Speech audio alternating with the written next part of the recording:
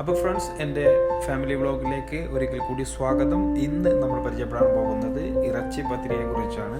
ഇത് തയ്യാറാക്കിയിരിക്കുന്നത് എൻ്റെ ഭാര്യയാണ്. അവളുടെ ഫേവറായിട്ടുള്ള ഇറച്ചി പത്തിരി എങ്ങനെയാണ് തയ്യാറാക്കുന്നത് നോക്കാം. നെയ്യ്, ഗോതമ്പ് പൊടി, മൈദ, മല്ലിയില,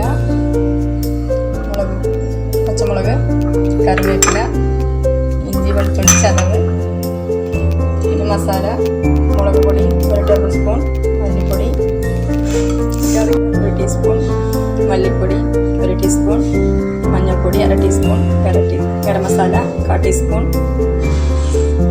ഉപ്പ് ആവശ്യത്തിന്, സവാള കട്ട് ചെയ്ത് വെച്ചത്, പിന്നെ വേവിച്ചെടുത്ത ചിക്കന്, വെള്ളം ആവശ്യത്തിന്.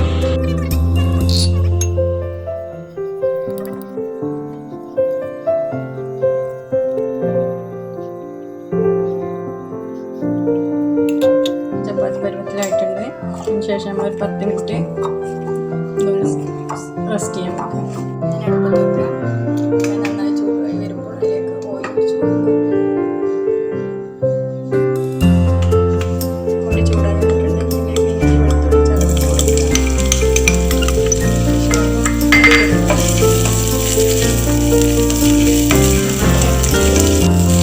ചെറുതായിട്ട് വഴറ്റി വരുമ്പോൾ അതിലേക്ക് നമ്മൾ കട്ട് ചെയ്ത് വെച്ചിട്ടുള്ള സവാള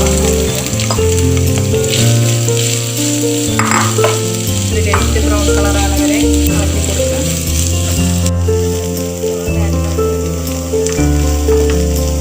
മസാല ആഡ് ചെയ്ത് കൊടുക്കാം. ഉപ്പ് ആവശ്യത്തിന്, 1 ടീസ്പൂൺ മല്ലിപ്പൊടി, 1/2 ടീസ്പൂൺ മഞ്ഞൾപ്പൊടി, 1/4 ടീസ്പൂൺ ഗരം മസാല, ആവശ്യത്തിന്, അതിലേക്ക് മല്ലിയില, കറിവേപ്പില ആവശ്യത്തിന് നന്നായി വഴറ്റിയെടുക്കും. ഇതിലേക്ക് നേരത്തെ എടുത്ത് ചിക്കൻ ചെറിയ പീസുകളാക്കി ഇതിലേക്ക് ആഡ് ചെയ്ത് ബ്രഷ് ചെയ്തിട്ട് കൊടുക്കാം. നന്നായി ഇളക്കി കൊടുക്കാം. മസാല ഏകദേശം ഇവിടെ റെഡി ആയിട്ടുണ്ട്.